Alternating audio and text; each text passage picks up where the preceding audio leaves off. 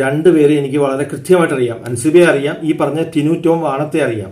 അൻസിബയുടെ കാര്യം പറഞ്ഞ് ഞാൻ ബിഗ് ബോസ് 100 ദിവസം കണ്ടതാണ്. ഇത്രയും നല്ലൊരു ക്രിയേറ്റീവായിട്ടുള്ള, ഇത്രയും നല്ലൊരു ക്യാരക്ടറായിട്ടുള്ള, ഇത്രയും നല്ലൊരു മൈൻഡുള്ള ഒരാൾ വന്നാൽ അവരെ എങ്ങനെ റെസ്പെക്റ്റ് ചെയ്യണം, ബഹുമാനിക്കണം, ഇതുപോലൊരു പെൺകുട്ടി ഏതൊരാളും, ഞാൻ ഉൾപ്പെടെ ലോകത്തുള്ള ഏതൊരാളും ആഗ്രഹിക്കുന്ന, ഒരു ഭാര്യയാവാൻ ആഗ്രഹിക്കുന്ന അത്രയും റെസ്പെക്റ്റബിൾ, അത്രയും ക്രിയേറ്റീവായിട്ടുള്ള, അത്രയും നല്ല ഒരു ക്യാരക്ടർ ടച്ചുള്ള നല്ല ഒരു പെൺകുട്ടിയാണ് അൻസിബ.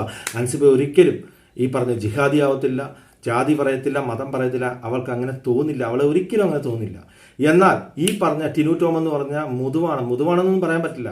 ഞാനൊരു സിനിമയിൽ അഭിനയിച്ചിട്ടുണ്ട്, ഓപ്പറേഷൻ അരപ്പൈമ. ഇനിയിപ്പോൾ തുറന്നങ്ങ് പറഞ്ഞേക്കാം, ഒരു തമിഴ് പടമാണ്. ആ പടത്തിൽ ഒരു പോലീസുകാരനായിട്ടാണ് ഞാൻ അഭിനയിച്ചത്. അത് മൊത്തത്തിൽ മുമ്പിൽ തട്ടി ആ പടം വേറെ ലെവലിൽ പോയി. പക്ഷെ അല്ലാണ്ട് പറയുകയാണ്, അതിന് നായകൻ റഹ്മാനാണ്.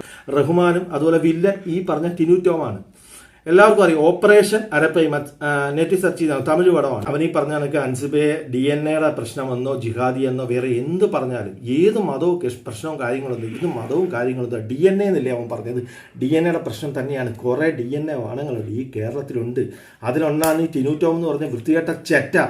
അതുപോലെ റഹ്മാൻ, ഈ പറഞ്ഞ ഈ ഓപ്പറേഷൻ അരപ്പൈമയുടെ നായകൻ റഹ്മാൻ എത്രമാത്രം ഈഗോയിസ്റ്റാണ്.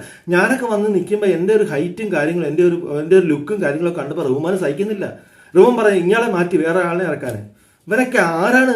എന്നെപ്പോലെ തന്നെ ഒരു പൗരനല്ലേ ഈ പറഞ്ഞ ഷൈൻഡോൺ ചാക്കോയും വിനായകനും ഈ പറഞ്ഞ റഹ്മാനും ഈ പറഞ്ഞ ടിനു ടോമും വാണങ്ങളൊക്കെ? വെറും ഈഗോയിസ്റ്റ് ആയിട്ടുള്ള, രാഷ്ട്രീയത്തെക്കാളും വെറും ചെറ്റകൾ, അത്രയും അങ്ങേയറ്റം ഈഗോ പിടിച്ച വാണങ്ങളാണ് സിനിമാടന്മാർ. അത്ര ഈഗോ പിടിച്ച ആൾക്കാരെ ഞാൻ ജീവിതത്തിൽ കണ്ടിട്ടില്ല.